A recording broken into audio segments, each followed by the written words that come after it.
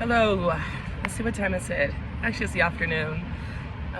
Good afternoon, YouTube. I had to try to find a quiet spot to do this video, but I wanted to do, by the way, it's Shay all day, or Shadea. But I wanted to do a video on 4 ways that narcissists use time to manipulate your emotions, to dominate you, and to basically get what they want out of you. So hopefully it's not too loud. There's going to be some background noise in the background, but one of the ways is that narcissists use time is through relationships. So if any of you have ever been with a narcissist, you know that a lot of the times they don't like to hear no, and they don't like to take their time.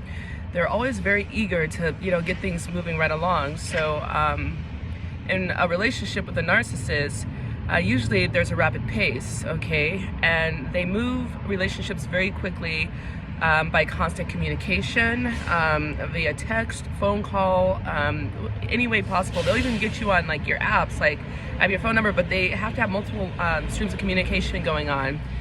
Excessive flattery, showing up at your work with your favorite lunch, like let's say you like Chipotle, just an example. It's not my favorite. I don't particularly like Chipotle all that much, but they'll like come to your job with a bag of Chipotle under the pretending that they're there because they want to see you and they want to make you happy and bring a smile on your face. But it's actually a manipulation tactic to not only check up on you, but to also see if there's any threats, any potential viable attention sources that may detract your attention away from them, including your own job.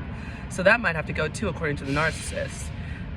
They expect erotic photographs and wanting to spend an abnormal amount of time together. Like you begin to feel sort of smothered with these types of people. Like you feel like you can't even see your friends. You can't even like take care of yourself because you're so consumed by the narcissist's wants and needs, and that's a huge red flag.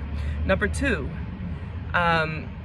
Oh, actually, I wanted to mention this too. There are exceptions to the rule. Sometimes they'll move the relationship extremely slow. Let's say that you were expecting to get married or engaged by a certain point, and well, the narcissist, if they know that that's what you want, they'll manipulate that to keep you frustrated and in your feelings, and that detracts away from you focusing on the things that really matter in your life.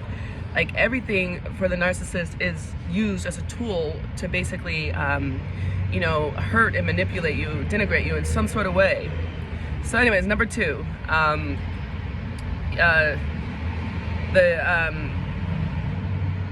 by hoovering.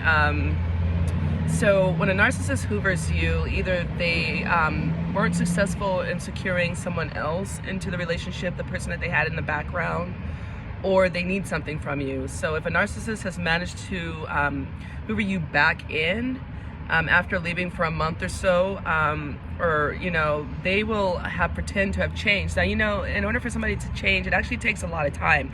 I myself know this personally because, like, when I was younger, like I had a completely different mindset. So you have to basically change like things about your thinking and everything, and that actually takes time. That takes experience, so forth and so on. So narcissists will leave for like a month or 2, then they'll come back and they'll pretend like they're a completely different person, and then they'll pretend like they want to give you everything that they promised that they would have given you, that they didn't want to give you when they were with you before the 17 or 18,000 breakup that you've had. The other thing they'll do, I experienced this recently with a narcissist that tried to hoover me, is they will, you'll get in an argument or you'll have a disagreement about something, so they'll disappear for like a week, month, whatever. Then they'll show back up, they'll try to hoover you back in, and as if nothing happened, and they expect you to just drop it, like as if like the issue, and it was never resolved, but they expect you to just drop it and not bring it up again, because they expect that since enough time has passed, you've forgotten about it. But we know that as human beings, our brains are conditioned to remember the negative more so than anything else, and so that's always going to be, you got to resolve these issues. But narcissists, they always try to tiptoe around basic human decency, and so they manipulate time in the sense that they put this image up that they're a completely different person because they're actors. So when you see them, they look like they've gotten their act together, like they're a little bit more in tune with you, etc., but it's still them being a narcissist. Let's see, we got some guy walking by right now. in my video. Don't worry. Okay, so now the third thing in which narcissists use to manipulate your time is narcissists like to use the past to you know, like harbor shame against you, to make you feel bad, to make you feel obligated. So they will bring up something from the past, like maybe you accidentally did something, you didn't mean anything by it, or you made a mistake.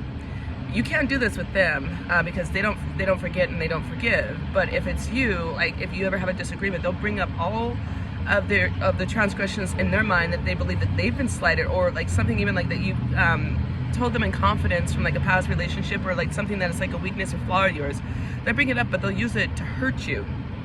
And you know, like you really got to pay attention to these things, because if somebody cares about you, they really will try to minimize the amount of things that they could potentially do to hurt you. Narcissists don't care about you, and we all make mistakes. We might inadvertently hurt somebody that we care about, but that's part of being human. But at least we make a genuine amends. And when a narcissist gives you an apology, it's not sincere. So you know, then you feel obligated to them, so then they manipulate you into doing what they want in order for you to make them happy again. If somebody wants you to make them happy, there's a huge red flag, because happiness is an inside job. We all know that, right? The narcissist doesn't.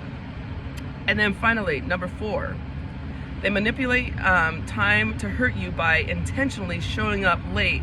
So they use time too, like they either show up really late and they don't even have a good excuse as to why they're late. They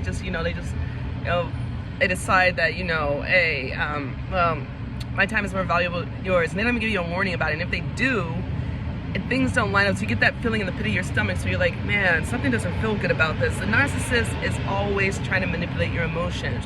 You end up feeling bad, you can't enjoy it. Like if you're meeting up for dinner, they're like 45 minutes to an hour late, you can't even enjoy the dinner, because like now you're feeling like, because they want you to feel like you're less than, like that you aren't even worth their time to even be on time.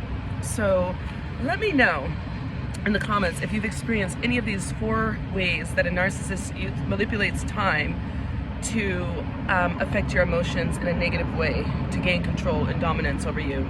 Anyways, it's a Shay all day. I hope you guys have a wonderful weekend, because we're heading into, well, we're already in Friday, but we're heading into the weekend.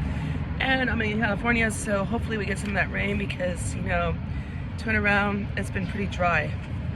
But I wish you guys well. Peace, love, cheers.